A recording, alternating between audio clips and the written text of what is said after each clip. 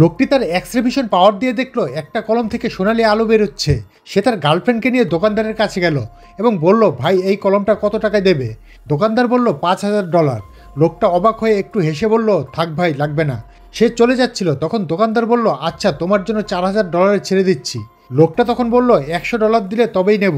দোকানদার তো হতবাক। তারপর সে কলমের বিশেষত্ব, কোয়ালিটি সব দেখাতে লাগলো।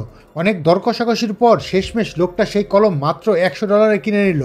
তারপর সে গার্লফ্রেন্ডকে নিয়ে তার দাদির জন্মদিনের পার্টিতে গেল, কিন্তু সেখানে তার ভাই এসে তার গিফটটা ছিনিয়ে নিল আর সবাইকে দেখাতে লাগলো, দেখো দেখো কি সস্তা কলম এনেছে। বলেই সে কলমটা মাটিতে ছুঁড়ে ফেলে দিল। তারপর ভাই নিজে দাদিকে $4 মিলিয়ন একটা পেন্টিং গিফট করলো। লোকটা এক ঝলক দেখেই বলল, এটা নকল। ভাই বলল, এক্সপার্ট চেক করেছে, পুরোপুরি অরিজিনাল। লোকটা হেসে বলল, আমার কলম যতই সস্তা হোক, তোর এই নকল পেন্টিংয়ের চেয়ে অনেক বেশি আসল।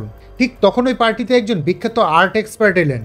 ভাই তখন তাড়াতাড়ি বলল, আপনি বলুন এটা আসল না নকল। এক্সপার্ট একবার পেন্টিংয়ের দিকে তাকালেন, তারপর লোকটার দিকে চোখ পড়তেই মাথা নিচু করে সম্মান করলেন। সবাই অবাক। জানা গেল এই এক্সপার্ট ব্যক্তি এই লোকটিকে আগে থেকেই চিনে ও তার ক্ষমতা সম্পর্কে জানে। এক্সপার্ট বললেন, যদি ইনি বলেন এটা নকল, তাহলে এটা 100% নকল। তা না হলে আমি আজই আমার প্রফেশন ছেড়ে দেব। তবুও কেউ বিশ্বাস করছে না। তখন লোকটা পেন্টিংটা ছিঁড়ে ফেললো আর ভেতর থেকে একটা লাইলনের সুতা বের করে দেখালো। বলল, লাইলন প্রথম বাণিজ্যিকভাবে ব্যবহার হয়েছিল 1938 সালে, যা বিজ্ঞানী ওয়ালেস ক্যারোথার্স আবিষ্কার করেছিলেন। আর 1000 বছরের পুরনো পেন্টিংয়ে এটা থাকবে কি করে? ব্যাস, সবার মুখ বন্ধ হয়ে গেল। এবার সবাই বুঝলো পেন্টিংটা সত্যিই নকল ছিল।